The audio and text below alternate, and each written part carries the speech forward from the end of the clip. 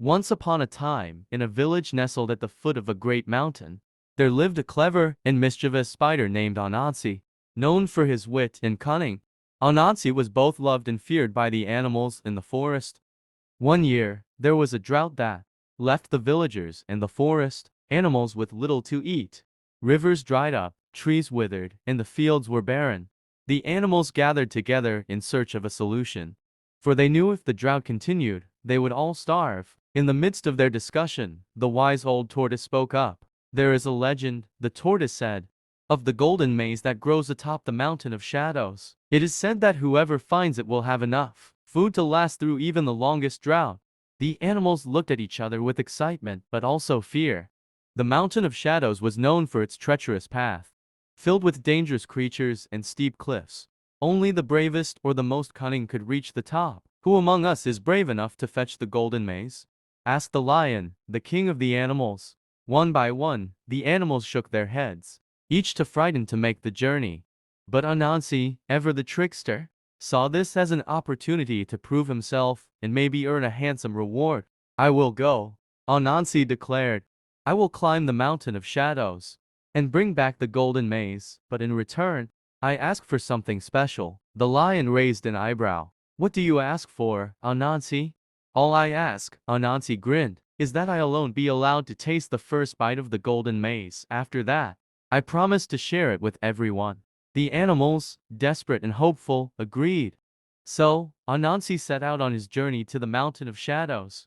As Anansi climbed the steep path, he encountered his first obstacle, a massive, raging river blocking his path. He pondered how he could cross it, knowing he wasn't strong enough to swim through. Just then, he spotted the crocodile basking on a rock near the river. Anansi thought quickly and called out, "Oh, mighty crocodile, I have heard of your strength and wisdom. I need help crossing this river to save our land from the drought. Could I possibly ride on your back?" The crocodile, flattered and intrigued, agreed, and Anansi held on as the crocodile swam him across the river. Once on the other side, Anansi continued up the mountain until he reached a dark cave, rumored to be guarded by a fierce snake. He could see the faint glow of the golden maze beyond the cave, but he knew the snake would be close. Anansi called out in a loud voice, "Oh, fearsome snake! I come in peace. I bring a gift, a story of great courage and wisdom, just for you." The snake, curious and flattered by the idea of a story just for him, agreed to let Anansi pass as long as he heard the story first. Anansi quickly spun a tale about a brave snake who outwitted a lion, and the snake, pleased, slithered away, letting Anansi continue on his journey. Finally, Anansi arrived at the top of the mountain. Before him stood a tall stalk of maize, its kernels glowing like gold in the sunlight. Anansi plucked the maize, feeling the warmth of its magic in his hands. As he started to descend the mountain, his heart filled with excitement at the thought of being the hero who brought food to everyone. But his mind wandered, and his hunger grew. "No one will notice if I take just one bite," he thought to himself. "After all, I did all the hard work." So, Anansi took a bite from the golden maze, but as soon as he did, the maze vanished from his hands, crumbling into dust that blew away in the mountain wind. Anansi was left empty-handed, with nothing to bring back to the village. Anansi returned to the village with a heavy heart and empty hands.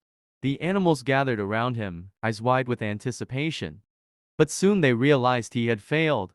"What happened to the golden maze?" the lion asked, disappointment in his voice. Ashamed, Anansi admitted the truth. "I let my greed get the best of me and took a bite before reaching the village. The golden maze vanished as punishment." The wise tortoise shook his head. "Anansi, you were so close.